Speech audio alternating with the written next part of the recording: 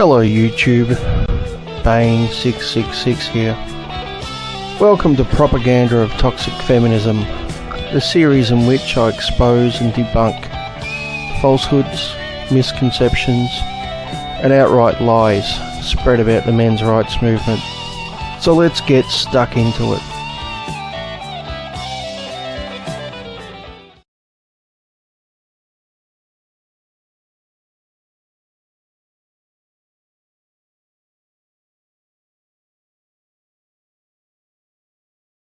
Okay, so let's continue from where we left off last time. The cases where women actually, take no for an answer are a lot higher than men. This is also part of the patriarchy because men feel entitled that if they act certain ways or are, quote-unquote, stereotypically badass, they'll get the woman. Well, isn't this interesting? Because before he was saying that guys act like the quote-unquote nice guy to try to get women. And now he's saying that the exact same guys act like badasses to get women. And as far as I can tell, they're not exactly the same thing, are they? Personally, I'd consider them to be polar opposites. The nice guy and the bad guy, yeah, aren't really the same thing now, are they? You seem to be getting your argument just a little bit confused here. The other thing he seems to be completely missing is, as I mentioned in the previous video, the social expectation is that males make the first move. And this, of course, takes a certain degree of confidence in the individual male. Therefore, males who are more confident are more likely to talk to more women. And quite often there can be a very thin line between confidence and arrogance. So you could speculate that maybe the majority of guys women come in contact with in the dating scene are more confident and quite possibly more arrogant, which is why they're less likely to take no for an answer. If this is in fact the case, then it wouldn't really be a proper representation of all males, now would it? Just something to think about. And of course he's yet to actually talk about one actual men's rights issue. We're still talking about dating issues. Unfortunately. But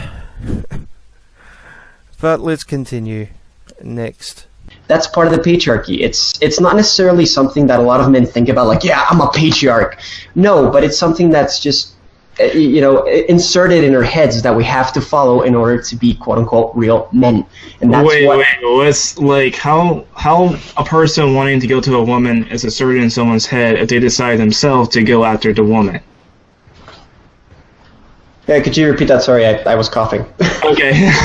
So how can, like, a person wanting to go with a woman really badly and want to be aggressive, it gets asserted in their head, even though they chose themselves to go after the woman? Well, the problem here is that there's this sense of entitlement, like I was talking about. Most men feel that women are basically carnage. They're like this selection of meat that they can grab from. And really, most men look upon women as a selection of meat that they can grab from. Yeah, that's not the least bit insulting, is it? No, not at all. And if they, for example, I like, brunettes, and this is a problem of categorization where most men think, oh, okay, these are the types of women, they have prejudices. For example, the typical blonde rich girl is going to obviously ignore them because of stereotypical values. The problem I have here is a lot of MRAs tend to follow this.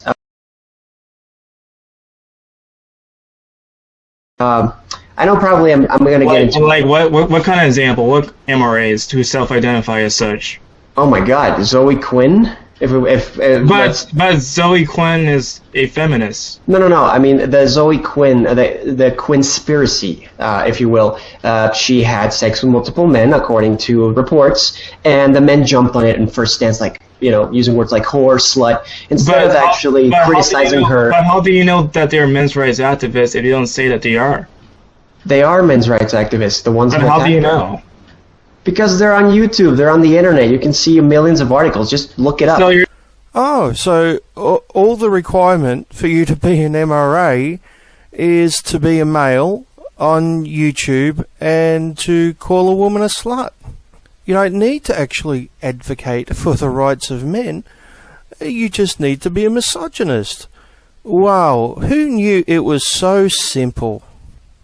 And here I've been trying to spread awareness about actual issues. Boy, do I feel silly. So you seem to me at least generalize to people that attack her and just smear them as MRAs without telling me like how they are men's rights activists. They're men's rights activists because they criticize the fact that she's a woman and is sexually liberated. And here we have a little bit of a straw man. Let me give you a scenario. Now, if a random person on the street were to give another random person on the street an envelope containing $10,000, that's none of my business. As long as it's not my money, of course. But, provided it's their own money and they're giving that money of their own free will to another individual, it is their business and absolutely none of mine. However, if the exact same scenario happened, only the money was given to, say, a politician or a journalist to think a certain way, then suddenly it does become my business, because that's what's known as a bribe. Now, we can say exactly the same thing about sex. Some random woman or male on the street deciding to sleep with another random woman or male, or random women or men, isn't any of my business. I personally don't give a shit what other people do with their sex lives. It's their body, their life, their choice. But if someone is using sex as a bribe, then it does become my concern. It becomes the concern of everyone who doesn't want corruption in journalism. And although I'm a Gamergate supporter, personally I don't think it goes far enough, because yes, there is obviously corruption in gaming journalism, but as we'll see soon, that corruption is spread right across the board, not just in gaming journalism. Next. But anybody can criticize a woman, not just men. Of course, but I'm talking about them specifically, not in general. I mean, sure, a lot of men do consider if a woman has sex with a lot of men, she's a slut, and if a man has sex with a lot of women, he's a stud. But men's rights activists seem to focus on the fact that if a woman is sexually liberated, she's a slut. Really? Which men's rights activists? Name them. Because I guarantee you were talking about pickup artists and trolls. Next. And this is called slut shaming. And this is something they talk about extensively. Even the Amazing Atheist did a video on this, and it's ridiculous. It's something that people don't understand is she's a human being, and despite of whatever she did sexually or what she didn't do, she's still a human being. And they're focusing on the sex acts and not on her as an actual human being. If they criticized her work, like some of them did, okay, I would be fine with it. But the problem is their focus is on her being a woman, being sexually liberated. The problem is, once again, she used sex as a bribe, therefore it's open for debate. If she was just some woman who had slept with 5 guys behind her boyfriend's back, no one would give a shit. It was the fact that she did it with journalists as a bribe. They focus on her being a woman, not a human being. You kind of know where I'm getting at? Yeah, I understand the people who are attacking her are in the wrong for that. But my question is, how do you know each and every one of those individuals self-identify as a men's rights activist? It seems as though, at least from my experience anyway, Like, there's a difference between like people who self-identify as men's rights activists and those who are part of what is known as the manosphere. Like, the manosphere have people like MGTOW people, as well as neo-masculines, as well as the red pill people and the pickup artists, who happen to have this misogynist attitude towards women, like they think that women should owe them something. So how can you say like those people are men's rights activists when it seems as though they don't even identify as such? But I wasn't specifically referring to them. I was just, maybe I got confused during the talk, but I was specifically talking about the ones that attack Zoe Quinn, and I was talking about how men's rights activists follow these specific guidelines in order to... So, in other words, he has no fucking idea what he's talking about at all. And this is the problem we constantly come across. We constantly get associated with any troll, anyone who might be considered a misogynist, the pickup artists. For example, earlier this year when a non-MRA wrote an article for a pickup artist site saying that he personally didn't want to go to see Mad Max because he thought it was feminist propaganda, we had the feminist media reported as all MRAs across the board boycotting Mad Max. And of course, this was bullshit. And then there was Roosh V, the pickup artist, writing an article saying that he wanted to make rape legal on private property, which he later said was satire, if I remember correctly.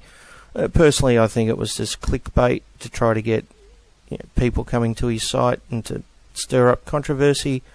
But of course, once again, the feminist media reported it across the board as men's rights activists wanting to make rape legal. Isn't that wonderful? I can't imagine why we would have a problem with feminism. I just can't think why we would have a problem with a group of people, mainstream feminists, by the way, we're talking about, not 14-year-olds on Tumblr who haven't learned how to use logic yet. We're talking about mainstream feminist journalism spreading nothing but bullshit and lies. Can't imagine why we'd have a problem with it. And then, of course, there's the constant association with Menonism, which is, of course, a parody of feminism, which is not part of the men's rights movement. But, of course, we're constantly associated with that. I mean, why wouldn't we be? The two groups aren't the same, have different goals. One's a parody and one's a human rights movement. But why wouldn't you put them together? I mean, it's great propaganda, isn't it?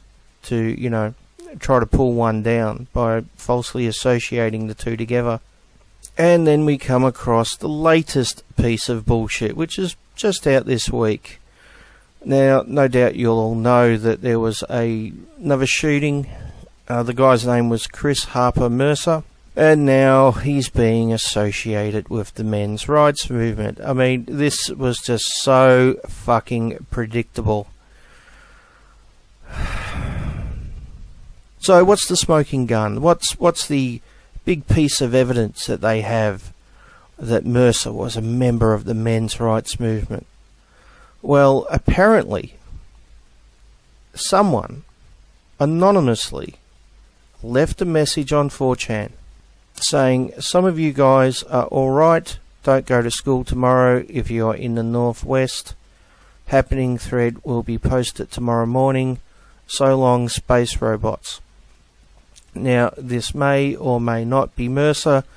There's no evidence either way. It sounds like it possibly might be him, but it's definitely not proven to be him. And apparently a small group of people replied to it, and some of them used the term beta, as in beta male, which is a term used by pickup artists. And apparently that's proof that he was an active MRA or influenced by the men's rights movement. Wow. Isn't that great? But this started with one particular article and has now spread to yet another. This time on the Daily Dot. You have a Daily Dot, that bastion of quality journalism. What the Oregon Shooters Manifesto tells us about the dangers of toxic masculinity. Here we go. More demonization of males, white males in particular, even though the guy in question was of mixed race. And of course, the false association yet again with the men's rights movement. As always, no proper research. Of course, there is absolutely no evidence presented whatsoever other than the fact that a couple of people replied to an anonymous message on 4chan and they used the word beta. That's it. Now, if the skeptical feminists are watching this, let me give you an analogy. Meet Joanna Dennehy. She's an English woman who went on a bit of a killing spree a couple of years back. She took a knife and went out and stabbed a number of men because she wanted to know what it was like to kill someone, and she quite enjoyed it, so she then went out at a later date and attempted to kill some more men and was arrested. Now imagine online news media started to say that she was a feminist, and that it was feminist ideology that led her to this. After all, what about the hashtag #KillAllMen? It's almost like it predicted her actions. It must have influenced her actions.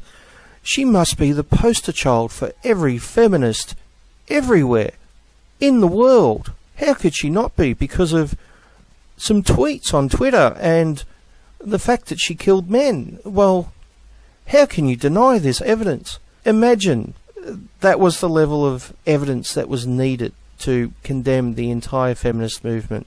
Imagine that was the level of evidence that was needed to falsely associate Joanna Dennehy with feminism, and then to condemn every single feminist because of it.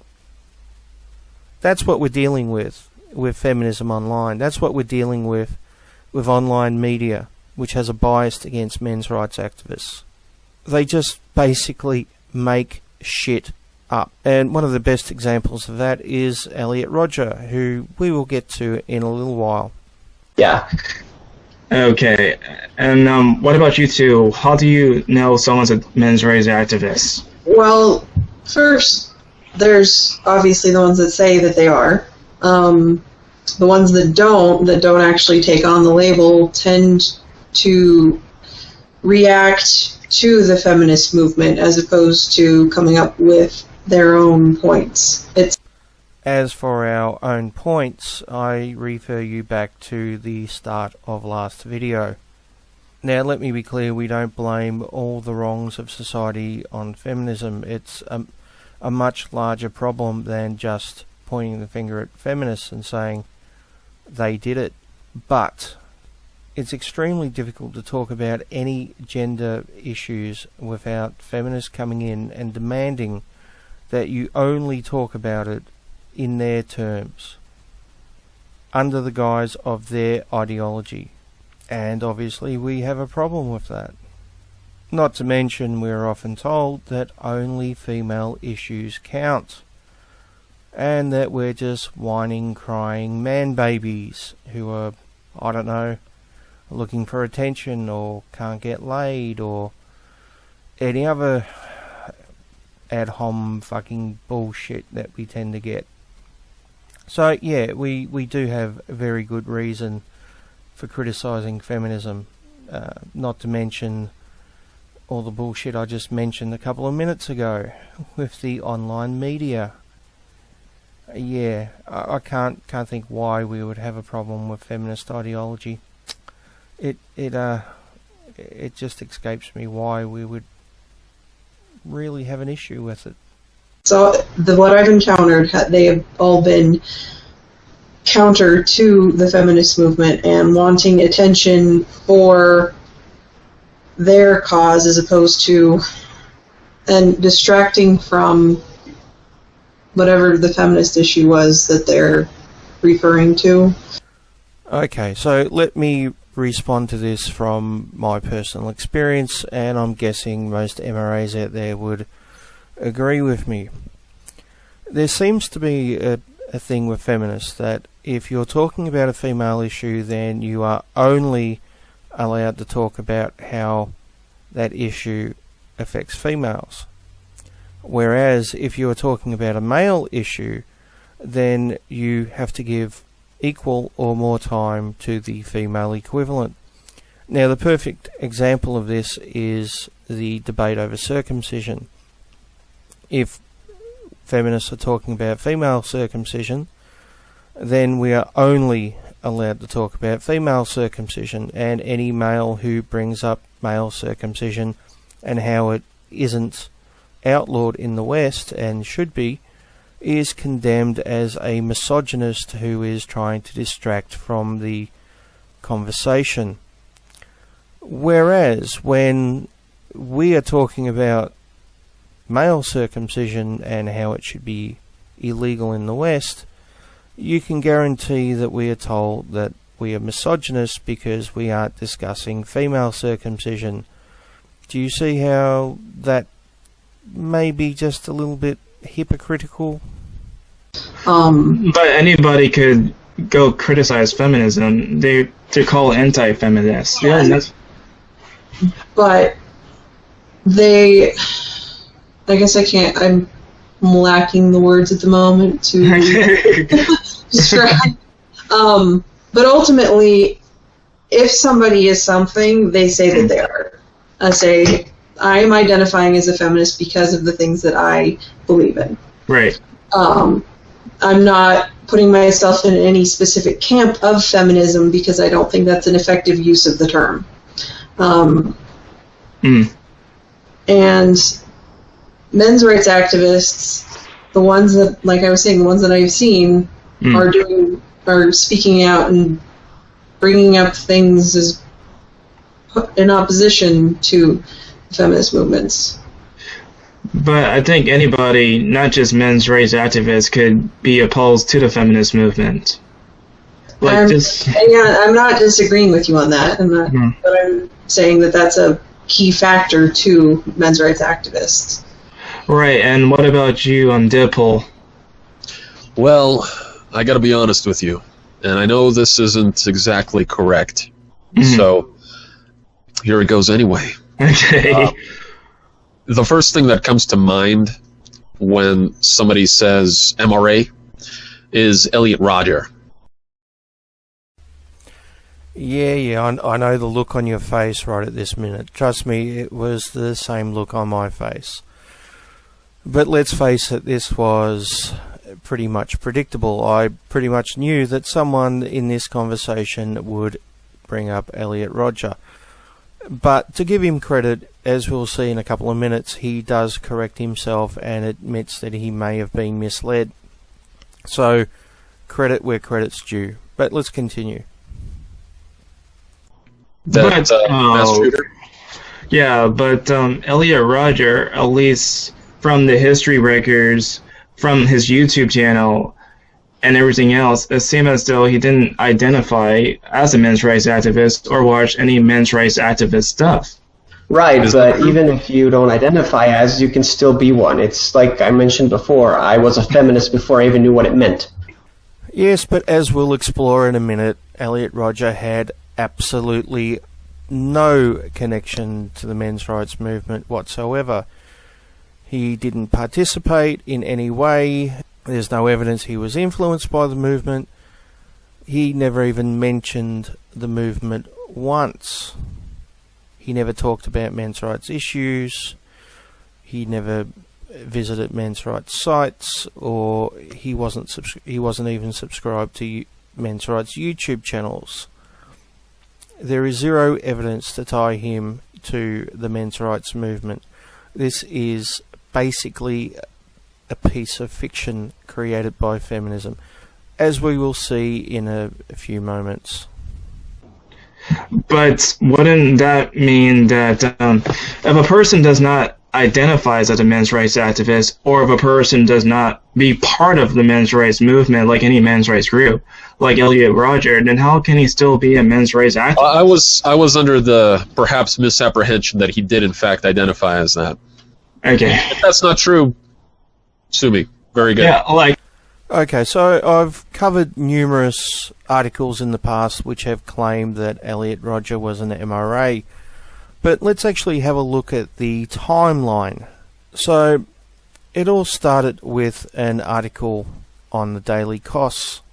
The only evidence given that Elliot Rodger was an MRA is this. It says, "We know for a fact that Rodger was influenced by this movement as he is subscribed to multiple pickup artist or men's rights channels on YouTube." Now, if you actually go and look at Elliot Rodger's subscription list, he is in fact subscribed to pickup artists, but he is subscribed to 0 men's rights channels. It also states later on that he used the word alpha, which once again is a pickup artist term, and apparently Elliot Rodger is what we call an incel, or an involuntary celibate. The funny thing is, none of us had ever heard of the word incel before it started to pop up in these type of articles. Incel is not an MRA term. But why let the facts get in the way, right? So the author of the Daily Cost did update his post sometime afterwards because he got a lot of criticism, at which point he admits that he doesn't understand the difference between men's rights activists and the pickup artist community, and just basically assumed that they were the same thing, which is obviously false. So from this one article in the Daily Costs, which had no evidence, no proof, nothing, it then spread to Skeptic, which used the Daily Costs article as their citation. No other evidence, just the citation to the Daily Costs article. And it then spread to Forbes, and they of course used the Daily Costs article as a citation. No other evidence needed. It then spread to Twitchy.com. Once again, Daily Costs as the citation. No other evidence needed. It then spread to Slate. They used a Jezebel article about pickup artists, which has nothing to do with the men's rights movement. It then went on to International Business Times, which cites a source linked to PUA hate, which has nothing to do with the men's rights movement. Once again, no other evidence. Then it shows up in The Guardian. The only citation is from We Hunted the Mammoth, and there is no evidence that Elliot Rodger was in fact linked to the men's rights movement. It then shows up in the Frisky, once again just making the assertion that Elliot Rodger was an MRA without any evidence. It then shows up in Policy Mike, which once again cites the Daily Costs, and so-called journalist Elizabeth Plank also exaggerates the claim a little bit. It went from Elliot Rodger being subscribed to numerous PUA or MRA YouTube channels to Elliot Rodger subscribed to many men's rights activist websites. None of which are ever named, of course, because they don't exist. And there is absolutely no evidence. The claim then shows up in the Huffington Post. Once again, no evidence given. The Village Voice is the next one. This time, it once again cites the Daily Costs article. Then there's news.com.au, which cites the Huffington Post article. Then there's Think Progress, which cites Jezebel. Once again, no connection to the men's rights movement. Then we have New York Post, citing the Huffington Post article. Then we have the Boston Globe, citing Think Progress. Then we have independent.org, once again citing the Daily Costs article. And this was just in the first couple of days. Of course, none of these journalists ever checked the facts. They never went to YouTube and spent 5 minutes checking to see if Elliot Rodger was in fact subscribed to any MRA channels. I checked.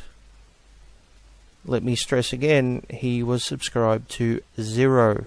The very claim that started all this was false, and it was just copied and pasted time and again by lazy journalists who were more interested in writing propaganda than actually talking about real issues. And from there it just exploded. So now there's literally hundreds of articles spread across the internet claiming that Elliot Rodger was a influential member of the men's rights movement and routinely took part on websites and forums, and all of it, of course, based on absolutely no evidence whatsoever. Nothing. Absolutely nothing. Not the slightest bit of evidence anywhere. And you wonder why we dislike feminism. You wonder why we have a problem with feminists. This is conspiracy theory A-grade bullshit here. It's basically the same level as someone like David Icke, for example. Yet from now on, whenever there is an article mentioning men's rights, you can guarantee there will be at least one line, if not a paragraph or two, quoting as fact that Elliot Rodger was a men's rights activist and was influenced by the movement. How can we not be pissed off at feminism? Seriously. If all you do is lie about us and demonize us and make up absolute fucking bullshit about us, associating us falsely with a fucking spree killer, how can we not fucking be pissed off at you? Seriously. What the fuck do you expect? I would stand corrected. No problem with that. I would to prove that point, I would direct you towards a video by Bane666. Yeah, I've heard that Bane guy's pretty cool. Very modest too. You'd never catch him referring to himself as pretty cool in one of his own videos. He did a series of videos called the let's see, what was the name of it? But anyway, he did a series called the Toxic Feminism something. I forgot the rest of the words, but what is that series called? Topagander of Proxic Feminism or something like that? He did a video where he showed how Elliot Rodger was not part of the men's rights movement, and he just did another one. Or didn't self-identify as a men's rights activist. Okay, it looks like we just got a notification. Do you see that? Yes, I did. Okay. Well, at any rate, I don't want to go around researching this in the middle of a conversation, but I fully admit that I could be completely wrong. At any rate, that's the first thing that comes to mind. And so the fact that that's the first thing that comes to mind is part of the problem. Well, it's a major part of the problem, because your side of the fence is the other one spreading this bullshit, and it is bullshit. And I don't mind. Look, I don't mind fair criticism of the men's rights movement. By all means, give us fair criticism. I think fair criticism of any group, whether it be the men's rights movement or feminism or atheism or Christianity or Islam or whatever, I think fair criticism is good because it keeps those within the group honest. It stops them from using fallacies and spreading bullshit and misrepresenting their opponents. A spotlight should be held on all groups, and that includes my own, and that includes me. By all means, feel free to give me fair criticism, feel free to give fair criticism to the men's rights movement. However, creating bullshit is not fair criticism. Spreading lies is not fair criticism. Falsely associating people who have absolutely nothing to do with the men's rights movement with the men's rights movement in an attempt to create propaganda is not fair criticism. It's scumbaggery. You can't get much lower than someone who will try to take advantage of people getting killed and turn it into a propaganda piece for their ideology. Now, I'm not saying that the skeptical feminists have done this, but like many people on their side of the fence, they are partly responsible for propagating it, for spreading it. In fact, my first conversation with the skeptical feminists in the comment section, it was over some links that they left which spread bullshit. And clearly they didn't check those links, clearly they didn't go through them with a fine-tooth comb, which unfortunately we have to do with the present state of online journalism. If you don't do that, if you don't check your sources and just go with what suits your ideology or suits your preconceptions, then you are not being skeptical. And more likely than not, you'll just spread bullshit. The second thing that comes to mind is my years of interacting with people who identify as men's rights activists, and their only concern seems to be to throw up statistics of instances where men are disadvantaged in order to counteract feminism. Well, there's a very good reason for that, and it's because feminism insists that men do not have issues, or that men's issues are just not as important. That is the core principle of feminism. Let me ask you this simple question. If feminism cares about everyone's equality, including the equality of men, then where are all the domestic violence shelters for men, which have been opened by feminists? Considering men are domestic violence victims as well, you would think that there would be at least some domestic violence shelters which have been opened by feminists, if they actually cared about male issues. But they look at the world through the lens of the male victimizer and the female victim, which I don't think is particularly healthy towards men or towards women. I don't think seeing a group of people as a victimizer class is particularly healthy for that class, nor do I think seeing another group as nothing but victims is particularly healthy for that group, especially considering that there are victimizers and victims in both groups. And when feminism insists that the only way you can talk about gender issues is through the lens of feminism, then it makes sense that someone like us would stand up to them and say, what about the other side? And have you ever wondered what happens when we try to hold meetings? Equality means equality for everyone. And in our current focus around equality in Canada, we tend to leave out men. And so CAFE has a focus on including men into the equality rubric. It was started a few years ago in Toronto, and now there's a chapter in Vancouver, and now a brand new one in Ottawa. I went to the opening of the the Centre for Men and Families in Toronto. So Cafe Toronto has put together a office space and a place where men and their families can go for support, for understanding, to talk about their things. They offer various kinds of workshops and support services. So this is a new thing in Canada. We've got lots and lots of services which are focused on women.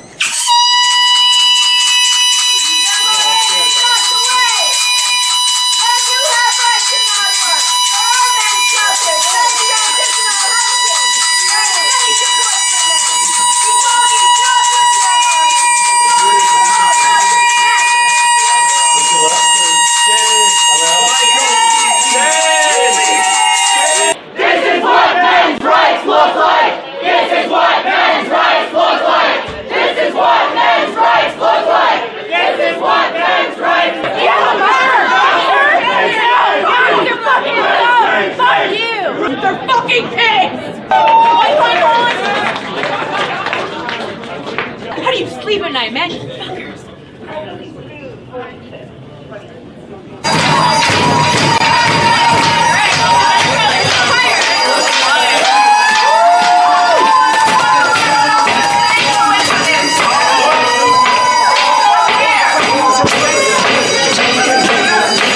Okay, you know, it's the signature of a totalitarian ideology to attempt to quash dissent. So every time you interrupt, you're merely showing your repressive tendencies. You're not showing anything about your virtue.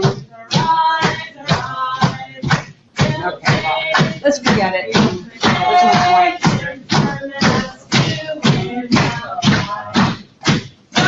So you think this is a victory? Yeah, why are you so frightened of hearing an opinion different from your own? You're pathetic. As if that is their entire purpose. Like I said at the beginning, I would have no problem identifying also as a men's rights activist if they actually did something to help men. If we did something to actually help men. Well, we're trying, but we are constantly shut down by feminists, as you just saw.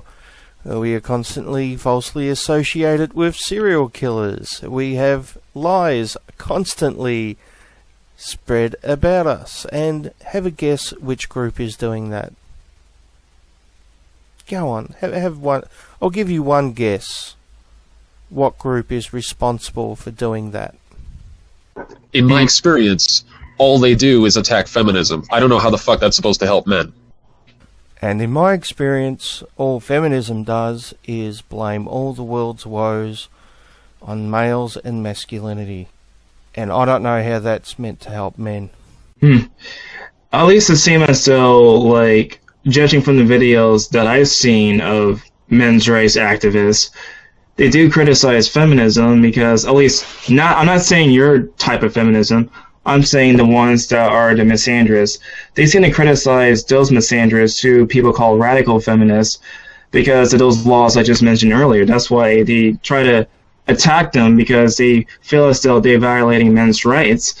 However, unlike the feminist movement, the reason why they cannot really get anything done is because the lack of funding. Because just on the top of my head, like back in 2013, there was a group of feminists in Toronto which actually protests a meeting for men's rights.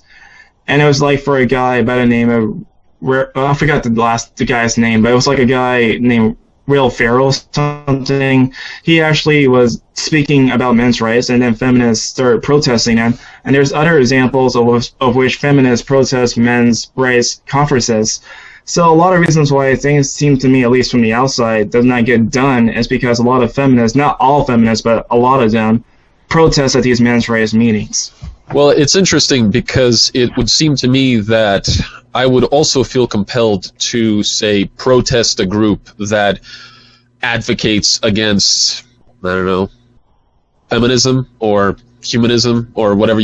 Yeah, but we're not advocating against humanism. In fact, many MRAs are humanists as well as being MRAs. What we are advocating against is an ideology which insists that the only way to look at gender is through that ideology. This is no different than an fundamentalist Christian or Muslim insisting that you have to look at the world through the Bible or the Quran or whatever. Personally, I like a world where there's lots of different ideas, even wrong ones. And I no way would ban feminism if I had the power to do so. I'd be more than willing to let it exist alongside numerous other ideas. Feminism isn't like that, though. It pretty much insists that if you disagree with feminism, then you're an evil, woman-hating, misogynist scumbag, which isn't true. You're capable of being a gender egalitarian without being a feminist. You can advocate for equality of both genders without buying into feminist ideology. Once again, let me stress that not only am I a men's rights advocate, but I support the advocacy of women's rights, and I'm a gender egalitarian. These things are not mutually exclusive, but at the same time I reject feminist ideology. You want to call it universal human rights? They focus entirely, they obfuscate the issue. They say, oh shit, yeah, women have it bad, but look how bad we have it. That's not the fucking point. If you want to have a conversation about men's rights, if that's all they did, I would be fine with it. I wouldn't say a bad word about them. But they focus their entire argument around trying to criticize or discredit feminism. What you've got to realise is that feminism has held a monopoly on any discussion on gender for, well, at least 40 years now. So how exactly are we meant to tackle these issues without coming in contact with feminists and feminist ideology when they have the loudest voice, which pretty much shouts over anyone and everyone else? How are we not supposed to come in contact with feminist and feminist ideology when they insist that the only way to look at something is their way? And why exactly are feminists afraid of someone challenging their ideas or challenging their ideology? Surely if their ideology is as solid as they claim, they wouldn't be afraid of a fair scrutiny, now would they? That's all they do.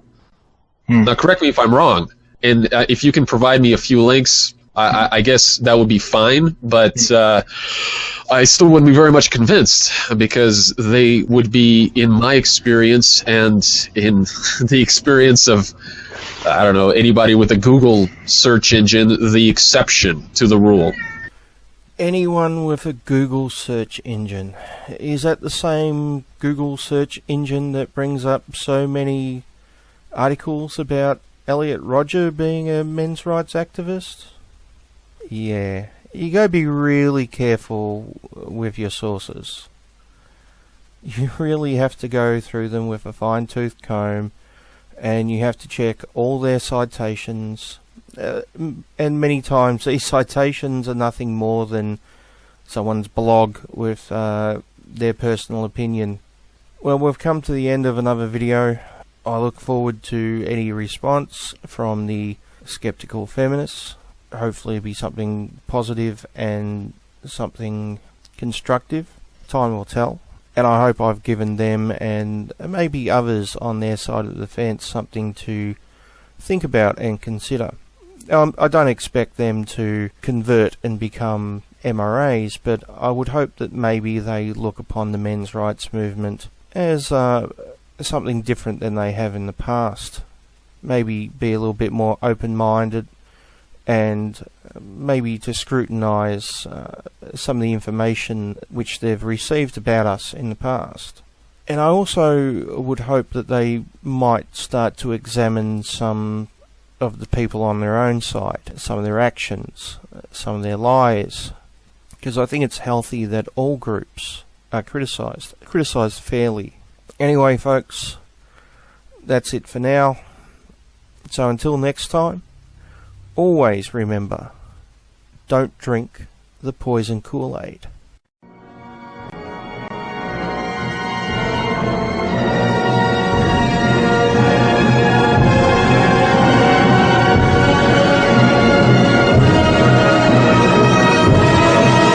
Yeah, but the thing is, whenever I hear someone use terms now like MRM or feminist, I don't even presume that I know what they mean by that. I don't presume that they know what they mean by that. They don't explain, because very often I don't think they know what the terms they're using even mean. For instance, misogyny. Misogyny has a very specific meaning. It's the pathological hatred of women. Now it means mildly disagreeing with anyone who happens to have a vagina. I've no where I live. If there is an MRM, I've never seen it or heard about it around in my area of the UK. But feminists everywhere. Well, I think MRM is almost entirely an online phenomena.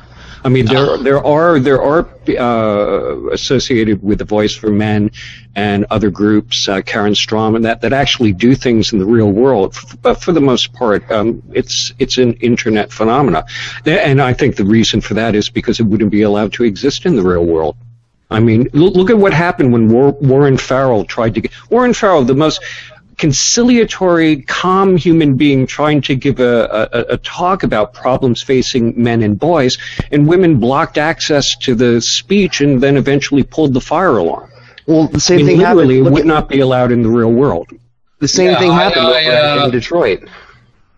No. Sorry, Guinness. Go ahead.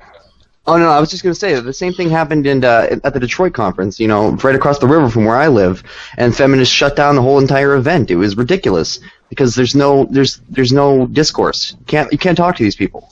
Where was that? Yeah, and the thing is, there's also another person who is very calm and rational. His name is David Shackleton, and I actually made a video about this called Feminism versus David Shackleton, where he is trying to have a calm and rational talk about certain issues affecting men and boys.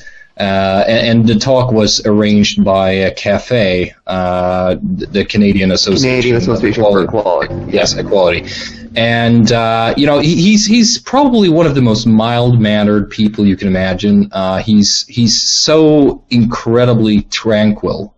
Just there's nothing about him that would make you think of him as an agitator in any way. And these fucking these fucking brats, I saw that video. Yeah, thank you. Good. He was just giving introductory remarks about what they plan on doing with CAFE, what their goals were, and there were about 5 people in the middle row who started chanting, and you can expect that to happen anytime someone gets together to talk about anything that. I wouldn't quite say feminists disagree with. It's a particular kind of millennial social justice mindset. I mean, it is the entitled mindset of people who have never been challenged in their life, certainly never been challenged in school, have been told that they're special snowflakes, that the sun rises and sets out of their own asshole, and they cannot brook any disagreement whatsoever. And you can point to feminists or especially the online version of it as being the problem, but I think it's part of the larger problem which has been described as the normalization of narcissism. That is, narcissism has become kind of the norm in our society because we have fed people this line of bullshit, not only through the schools, but through advertising. You turn on the TV, the advertisement is, you're number one, it's all about you, you deserve the best, blah, blah, blah. And there's no advertisement that says, you are not the warm center of the universe.